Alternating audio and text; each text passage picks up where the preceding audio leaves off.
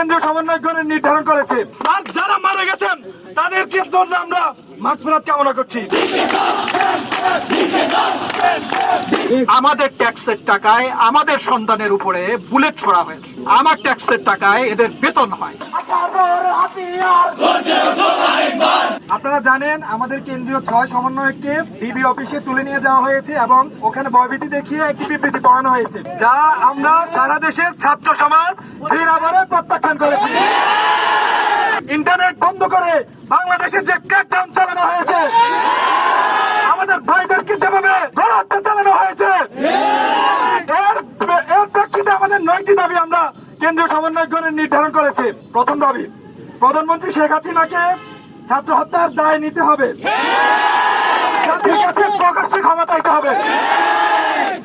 দফা 2, আইন শৃঙ্খলা রক্ষাকারী বাহিনী ও আওয়ামী সন্ত্রাসী কর্তৃক ছাত্র হত্যার দায় নিয়ে স্বরাষ্ট্রমন্ত্রী আসাদুজ্জামান খান কামাল, সড়ক পরিবহন ও সেতু মন্ত্রী ওবায়দুল কাদের, শিক্ষামন্ত্রী মুহিবুল হাসান চৌধুরী নফেল, আইনমন্ত্রী আনিসুল হককে মন্ত্রী পরিষদ এবং দল থেকে পদত্যাগ করতে হবে।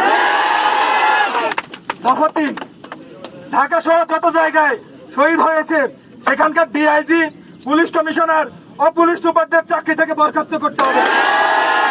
দফা 4, জাহাঙ্গীরনগর বিশ্ববিদ্যালয় ও রাজশাহী বিশ্ববিদ্যালয়ের ভিসি ও প্রক্টরকে পদত্যাগ করতে হবে।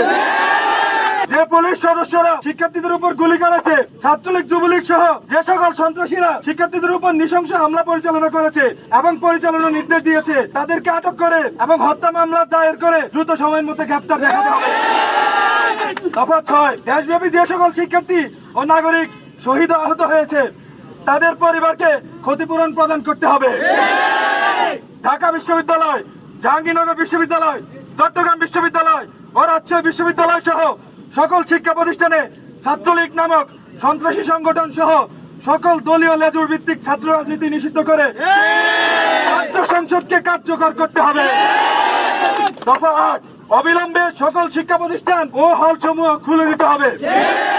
দফা 9, কোটা আন্দোলনের সাথে সম্পৃক্ত শিক্ষার্থীদের একাডেমিক ও প্রশাসনিক কোন ধরনের হয়রানি করা হবে না মর্মে অঙ্গীকার করতে হবে। এই 9 দাবির প্রেক্ষিতে সারা দেশে আন্দোলন চলমান রয়েছে এবং এই আন্দোলনের প্রেক্ষিতে আমাদের আন্দোলন চলছে। নকিব স্যার এখন আছেন, মাসুদ স্যার এখন আছেন, ওনারা বেঁচে আছেন, ওনারা থাকবেন। আর যারা মারা গেছেন তাদেরকে জন্য আমরা মাগফিরাত কামনা করছি। তাদের উপাচার্য সহ বিশ্ববিদ্যালয় প্রশাসন সবার আত্মার মাগফিরাত কামনা করছি। একটি সভ্য সমাজে এই ধরনের দাবিগুলো জানাতে হয় না, এমনি কায়েম হয়ে যাওয়ার কথা।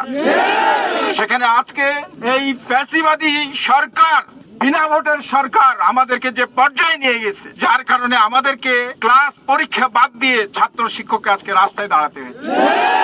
তোমাদের দৃঢ়তা দেখে শিক্ষক হিসেবে আমি গর্ববোধ করি। এবং আরো একটা কথা পরিষ্কার করে বলি, মুক্তিযুদ্ধ পার হয়ে গেছে, নতুন করে আর কেউ মুক্তিযোদ্ধা সেই 71-এ যে আর নতুন করে মুক্তিযুদ্ধের কোনো সুযোগ নেই। কিন্তু একটা কথা খুব পরিষ্কার করে মনে রাখতে হবে, যারাই ন্যায়ের পক্ষে, ন্যায্যতার পক্ষে, অধিকারের পক্ষে, তারা সবাই আজকের দিনের মুক্তিযোদ্ধা। কাজেই তোমরা প্রত্যেকে এক একজন এই প্রজন্মের এই সময়কার মুক্তিযোদ্ধা, যাদের কাছে মানুষের রক্তের দাম নেই, যারা ন্যায় বিচারের পক্ষে দাঁড়াতে পারে না, যাদের সাহস নেই, যারা সত্যি কথা বলতে পারে না, তাদের মুখে মুক্তিযুদ্ধের চেতনা বা যে কোনো ধরনের চেতনা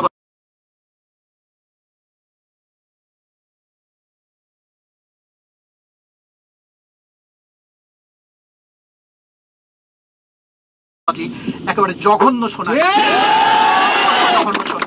আমরা এই লাগামহীন হত্যাকাণ্ডের বিচার চাই।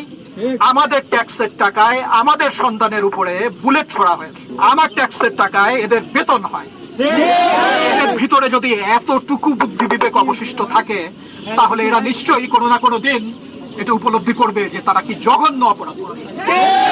আপনারা আমরা একসাথেই সহমর্মিতা ভাবে আমরা একসাথেই কিন্তু কাজ করেছি।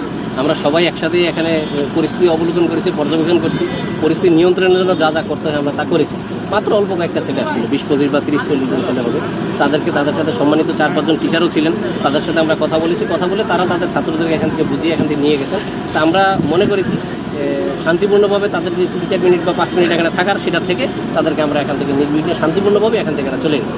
পুরো রাজশাহী শহর যেমন আছে, আমরা চাই বিশ্ববিদ্যালয় সহ আপনারা প্রেসের যারা আছেন, রাজনৈতিক অবদান যারা আছেন, সবার সম্মিলিত প্রচেষ্টা রাজশাহী শহরটাকে আমরা সুন্দর শান্তিপূর্ণ